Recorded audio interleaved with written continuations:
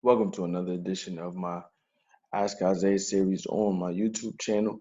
I'm Isaiah Rhodes, and this is my media reaction to the 2020 All-Star Saturday night, which was highlighted by another controversial ending in Chicago. If we go back 32 years in 1988, where Michael Jordan faced off against the human highlight reel in Dominique Wilkins. They were the premier matchup for the dunk contest. Everybody wanted to see them. Unfortunately, there was a bit of home cooking in regards to who came away with that trophy. It was Michael Jordan. Hindsight being what it is, Michael Jordan walked away with 2 slam dunk championships in his career. Dominique ended up competing in 5 and walking away with 2, but 1988 was arguably one of the most controversial. We bring it back to the present day here in Chicago, where the premier matchup was Aaron Gordon to me versus the field. This was a pretty weak field considering who was in it. You had Dwight Howard of the Los Angeles Lakers way past his prime, but him being in the competition was supposed to bring back a nostalgic feel, considering he had previously been in the event 11 years prior. You had Pat Connaughton from the Milwaukee Bucks, who was supposed to add a bit of vanilla flavor in it. Obviously, they said white men can't jump. He did bring his best, considering who he was. He's not necessarily the most athletic, but he does have some surprising springs. He gets a bit of putbacks here and there, gets some surprising dunks during in game. So he definitely was a wild card. But when you look at Derrick Jones, they call him airplane mode. He's a high flyer on the Miami Heat. He turned 23 today, so it was his birthday. This was a good barometer for what was going to be the ending. Him being a high flyer in game catching alley oops, you thought that maybe he would have more props because you don't really necessarily see the most creative dunks from him. But his aerial assault on the rims combined with Aaron Gordon, I thought maybe we would see these two come culminate in the end, and that's what we got. But when you look at what Aaron Gordon had to endure in 2017 and losing to Zach LaVine in the fashion that he did, to me, he had the best dunks in that dunk contest. He had arguably the greatest dunk of all time, jumping over the mascot, having to contort his body in a full seat in the air, put the ball under his legs, and finish with the opposite hand at the rim. Then he had the 360 off the catch of the mascot's head to spin 360 Statue of Liberty slam. I mean, the dunks that he did in 2017 were amazing. Bring in 2018, he didn't win. He sat out 2019, came back in 2020 with a weaker field, but you thought that maybe taking a year off would bring the best out of him. And considering what he had to go against, I thought he was the best in the field. He had 550s, including multiple dunks over Chance the Rapper, a Chicago native. A bit of it was repetitive at times between him and Jones, considering the fact that Jones did a lot of between the legs dunks, and towards the end, Aaron Gordon did between the legs dunks as well. If I go over both of these guys' 50s, Aaron Gordon did a reverse between the legs 50. He jumped over Chance the Rapper to go back towards the rim, slammed it back home. That was a 50. He jumped over Chance again um, and did a 180 and got a uh, not quite a 180, but he reversed back towards the rim, got a 50. Um, but the best dunk of the night for Gordon was off the side of the backboard, caught it one hand, spun, was able to slam it home off of a horrible pass from Markel Fultz. But the pass being bad is what made the dunk so much better. I thought that that was the highlight of the night in terms of Gordon's dunks. Um, he also had another dunk over Chance between the legs that got him a 50 as well. So that's 550s. Derrick Jones had 450s.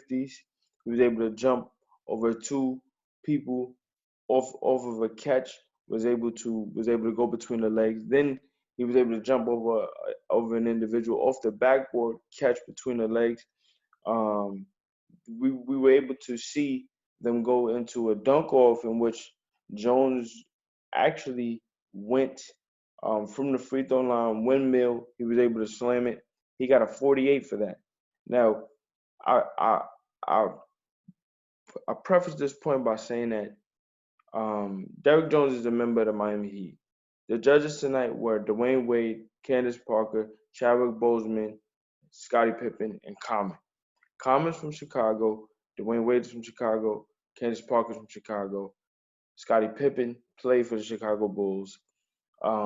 But Dwayne Wade is a Miami Heat, and being a member of the Miami Heat for uh, for 14 and a half years, really being a staple in Miami, being the face of Miami for so long, being the greatest Miami Heat player of all time, he's a homer. And when you see Derrick Jones tonight and some of the dunks that he got, yes, he got 50s, but Dwayne Wade didn't give the same autonomy and the same type of leeway to other dunkers as well. And when Derrick Jones got that 48 from the free throw line, I thought that all Aaron Gordon had to do uh, was finish his next dunk, and he would probably walk away with the win. Considering the fact that to me, and by all accounts, anybody who watched it, he had the best dunks. What Aaron Gordon did for his final dunk in the dunk off was dunk over Taco Fall. He initially said he wanted to dunk over Shaq. Shaq didn't want to do it. He chose Taco Fall. Taco Fall is 7'5". Fall is a member of the Boston Celtics. He doesn't necessarily play as much. He's more of a novelty in game at times. But to be 7'5", to be the tallest player in the gym, and to have Aaron Gordon attempt to dunk over you, got the anticipation of the crowd going at the highest level. He cleared Taco Fall.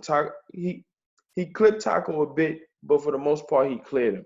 The actual attempt itself deserves a 50. Yet, Aaron Gordon got a 47 for that. He got a 47. He got a 47. Now, to get 550s on an entire night, to walk straight through getting 50s, and on your final dunk, arguably the toughest dunk you had to attempt all night, to get a 47, come on, man, the fix was in. Now, apparently, Common came out and said that initially they were all going to come together and make sure the cumulative score for Gordon was going to be a 48, so that both he and Jones could have their dunks compared, uh, and the judges would tally who came away with the best dunks of the night. And based on their decision, that would be the champion. But for me, this is the second time this happened to Gordon. I mean, Gordon, like I said in 2017, had the best dunk contest, arguably of all time for an individual. For me, that's between him and Vince Carter in 2000 um, with Oakland, in Oakland. But for Gordon to lose in this fashion, two times, is just unfortunate, because he literally had the best dunks in both dunk contests. If I go back to the Levine dunk contest in 2017, I felt that Levine really copied a lot of what Gordon was doing. He came after him and really did very, very similar dunks and got 50s. And it was to the point where Gordon ran out of dunks and they had to go to OT. And in doing so, and wasting a lot of your good dunks, he ended up losing because Levine dunked from the free throw line and they gave him a 50. But the best dunks came from Gordon. He should have won. The same thing happened again in this one. They went to OT for no reason. And even if you do go to OT, okay, respect to Jones. He has some 50s. You respect it. But to dunk over Taco Fall and get a 47, unacceptable. And I think at this junction in the game, considering how far the dunk contest has gone beyond the scope of the NBA, I think they should explore trying to get people from outside of the NBA to have a dunk contest during the All-Star weekend. Because some of the dunks you see online, in the street, and some of these off the wall gyms everywhere around the world. Some of these dunks are way better than what we see in the actual NBA dunk contest. Now, that's not to say that these guys that are making these dunks are better players, but in terms of the craft and being a dunker, you see much better dunks um, outside of the NBA than you do inside the NBA dunk contest. And I think the scope of creativity now is kind of reaching its limit in terms of NBA players. And I think there has to be a more creative way to make the dunk contest more enticing, because when you get results like this, it kind of takes away from the allure of the dunk contest. For me, over the last 10 years or so, we haven't really had great dunk contests. That's why the Levine and Gordon dunk contest of 2017 was so amazing, because both dunkers were great in-game dunkers, very creative, and we got the best of the best in that particular dunk contest. But when you look at the field, specifically with this one, you get Gordon, who who this is his third appearance in the dunk contest already. So he's kind of reaching his limit about along the lines of how long he can continuously compete in it. Then you have Jones, who's a high flyer, 23 years old, so he's trying to get his feet wet in it. But then you got Pat Connaughton and Dwight Howard. I mean, no disrespect to those guys, but they're not who people want to see. So I think for the dunk contest for the foreseeable future, they're gonna they're gonna have to figure out ways to get a bit more creative, so you don't have these controversial endings like this. But to me, Gordon should be a two-time slam dunk champion. In regards to All Star Saturday Night, in general, I thought it was pretty good. You had the real premier contest of the weekend, which is the 3-point shootout, and it's amazing to say that considering how far the dunk contest has come. But I think now the 3-point shootout specifically is the contest that everyone wants to see, because the field is so big and everybody gets to see the best shooters. For this one, it came down to the wire with Devin Booker, Buddy Hield, and Davis Bertans of the Washington Wizards. Buddy Hield, remember the Sacramento Kings. Devin Booker, who actually replaced Damian Lillard during All-Star weekend because of a groin injury he suffered on the last night of the first half of the season. Devin Booker and Buddy Hield really went at it all night. Um, Hill won the competition on the last shot, which he made 28 three-pointers in the final compared to Devin Booker's 26. Davis Bertans made 22 in the final, so they were able to really push the limit. The change, there was a bit of a change in terms of the 3-point shootout itself. You had a 40-foot 3-point shot called the Mountain Dew Zone. You got two of those per round for each shooter, and I think it added a different dynamic because the Mountain Dew Zone shot was worth 3 points. So you add that dynamic, and that allowed for a lot of the shooters to get points back that they missed on previous racks. And it was an exciting finish. You got the best of the best, specifically from Booker, who had already won a 3-point shootout a couple of years prior. So to see him come back and try to steal it again was a great effort. Unfortunately, he just wasn't able to finish. I thought that he kind of rushed towards the end in the final because he made 26 threes with 3 to 4 seconds left. I thought if he took his time a little bit, he probably could have got to 30. Nevertheless, though, Devin Booker put forth a great show. So did Buddy Hield, who walked away with the championship. Davis Bertans as well. Also, I want to give a shout out to Zach LaVine, who um, who lost in the first round, but he walked out of there with a 23.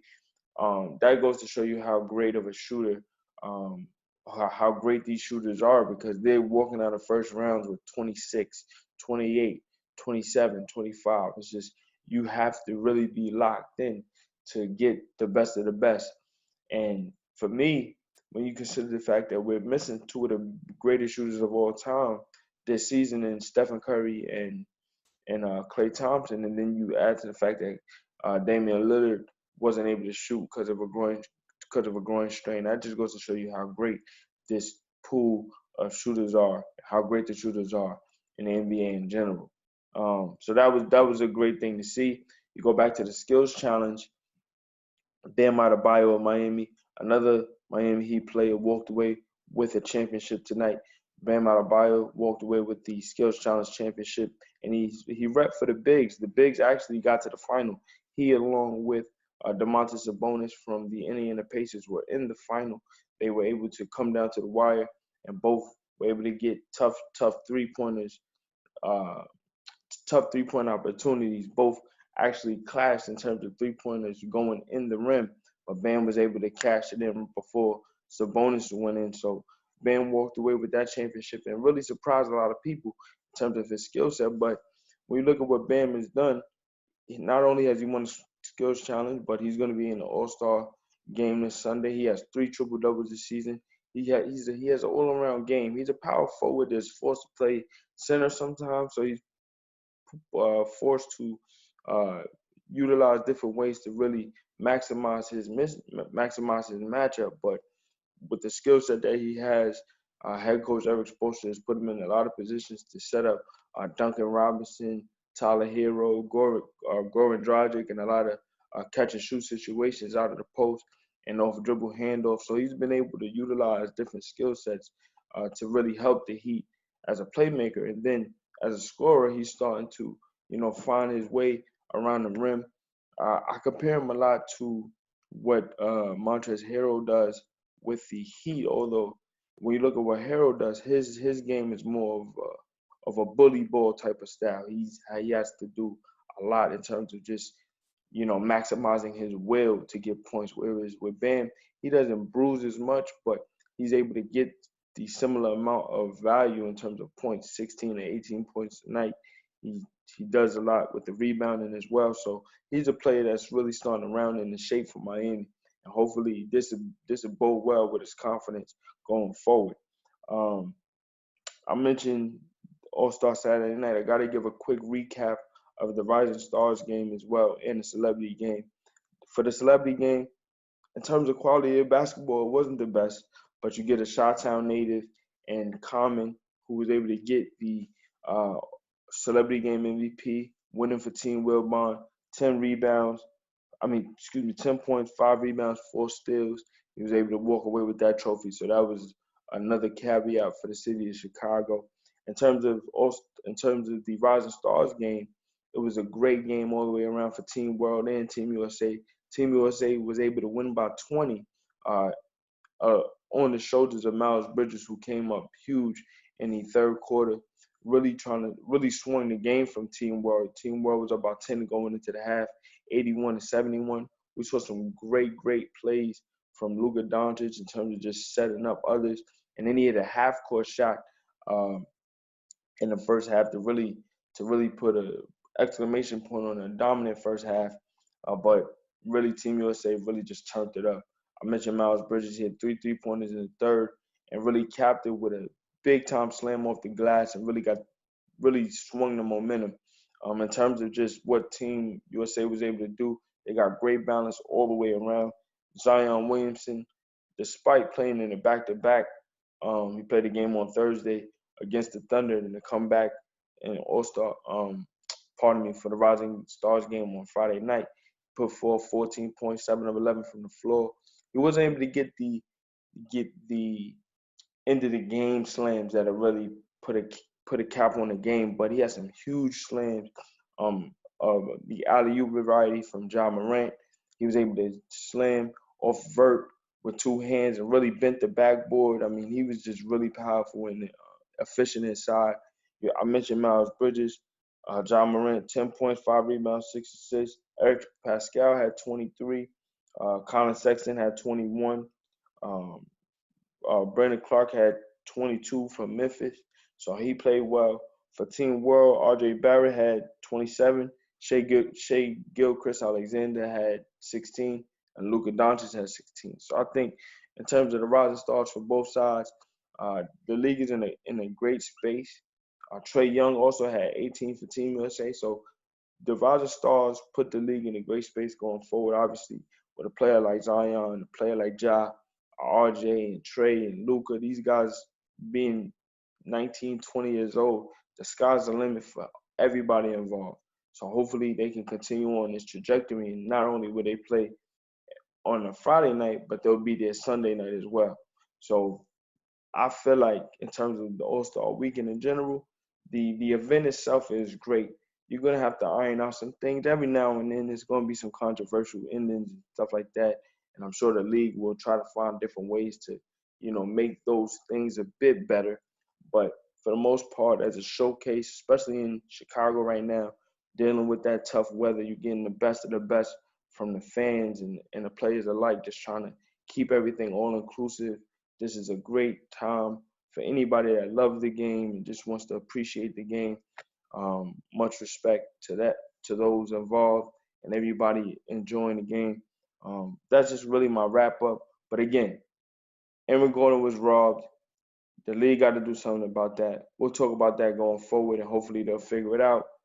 But let's prepare for Sunday night and the big game coming up. Tributes to not Michael Jordan, tributes to Kobe Bryant and Gigi Bryant and everyone that was involved in that tough um, helicopter tragedy a couple of weeks ago. Much respect to the families involved.